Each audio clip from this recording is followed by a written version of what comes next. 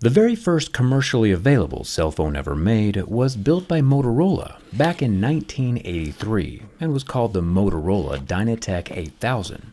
It sold for $4,000.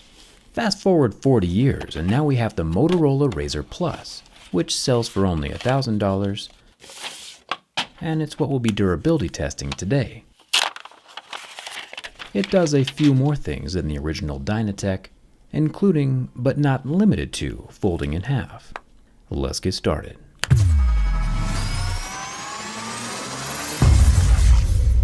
Whether you call it the Razr Plus or Razr 40 Ultra, this flexible phone comes with a massive list of caveats for usage, like don't remove any screen protectors, clean out dirt before closing the phone, and keep dust away. Basically, it seems like Motorola would prefer users of the Razr to tote the phone around on a velvet palanquin to prolong its fragile existence. We'll know how many of these warnings we actually need to follow by the end of my testing. At first glance, the Razr Plus looks and acts indistinguishably from the Samsung Flip 4. As it nears its fully open, unfolded stage, it springs to its 180-degree position with the two exterior glass halves of the phone touching in the center, which will hopefully give it an advantage during the bend test. If you remember, the Pixel Fold's halves did not physically meet in the center, and we all know how that turned out. The internal crease of the phone gets bowed into a teardrop shape inside of the hinge, so the screen does not get pinched too drastically, and still satisfyingly snaps shut with no gaps between the halves. The biggest change, I think, with this newest foldable from Motorola comes with a large square 1:1, 3.6-inch triple-hole punch display on the outside. This display allows for near full functionality of the phone without ever needing to flip it open. Personally, I think that people who are less addicted to technology are genuinely happier than people who are staring at their screens all day.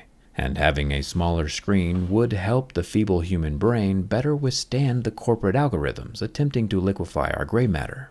I like having the addiction-reducing access on the front while still being able to flip it open to a full-size phone when it comes time to get work done. Speaking of flipping it open, let's see what that inner screen is made from. We know that plastic scratches at a level 2 or 3, and honestly we don't even need to talk about the other numbers, since the Razr Phone Plus scratches at a level 2 with deeper grooves at a level 3.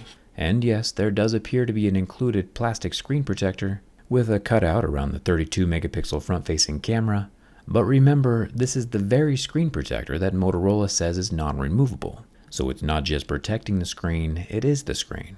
Like we expect with all folding phones, the inner screen is super soft and susceptible to damage. There is also a very thin grillless earpiece slit up at the top. Flipping the phone shut and making our way to the exterior screen, which does look rather amazing, we can work our way further up the numbers on most scale of hardness to find that the outer screen scratches at a level 6 with deeper grooves at a level 7, right where we'd expect Gorilla Glass Victus to land. The exterior frame of the phone is made from 7000 series aluminum, including each individual volume button and the power button that doubles as a fingerprint scanner. Instant thumbs up for me. The top of the Razr Plus is pretty bare. And on the left side of the phone we have our removable SIM card tray, but no expandable storage. The bottom has our loudspeaker, microphone hole, and 30-watt USB-C port.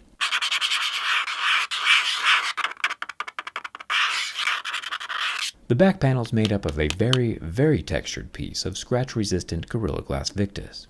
So far I'm a pretty huge fan of the external aesthetics. However, as we learned back on Sesame Street, sticks and stones are how we really break bones. Dust getting inside the folding mechanism is a legitimate concern, and something we should worry about, especially with the laundry list of warnings that Motorola gave us when we turned on the phone. The Razr Plus does have an IP rating of 5.2, which means that we do have some protection against dust, but almost no protection against water. But even with this hefty dosage of dirt so far, there are no crazy grinding or catching noises to be heard. If we remember back to the original folding Razr smartphone released a few years ago, it had one of the simplest hinges of all time, so I imagine there aren't really a whole lot of gears inside to catch that dirt, and we'll have to see just how much really entered when it comes time to take the phone apart. The fingerprint scanner, even with all its scratches, is able to set my thumbprint, and if we add a whole lot more scratches, it's still able to read and unlock the phone every single time, even with the extra damage. Speaking of damage, the two large rear camera lenses, a 12 megapixel normal camera and 13 megapixel wide angle, both of which are protected by glass and aren't damaged by my razor blade. Busting out our flame on this square 144Hz exterior display, which creatively extends its pixels past the camera units, we're able to see that it lasts about 20 seconds under the heat from my lighter, before the AMOLED panel burns white and does not recover. Flipping the phone open to reveal the larger 6.9-inch 165Hz LTPO flexible display, we see that it only lasts about 6 seconds before going black and not recovering. The plastic top layer is visibly deformed, and if that's the only deformation that happens during this durability test, I'll consider it a success. But judging by the fact that the previous Razr phone did not pass my bend test, I'm exceptionally nervous to see how this Razr Plus performs. Bending the phone from the front by slamming it shut does not seem to cause any damage, even with its dust-slathered exteriors. But when bending from the back to test the structural integrity of the hinge, something really strange happens. Turns out the flexible screen is actually fine, but the non-flexing exterior screen is the thing that shatters into oblivion, which is extremely confusing. Why would this happen? Not only is it shattered, but it's also caved in. There is a hollow void behind the screen that succumbed to the pressure of my thumb and shattered inward, creating a thumb-sized concave crater. Never have we ever been able to break a screen with a single finger. Judging by the size of the void, I don't think it had as much to do with the force of me bending the phone, but more just with nothing being back there to support the glass.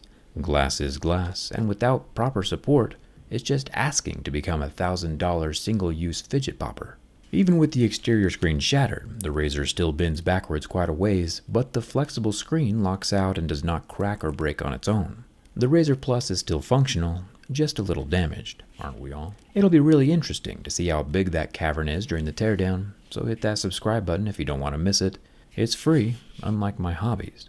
Do you think we should consider the Razr Plus a fail and put it on the shelf of shame? Or, since it has a secondary backup screen inside, should we let it pass? It's a tough call. Let me know down in the comments. And thanks a ton for watching. I'll see you around.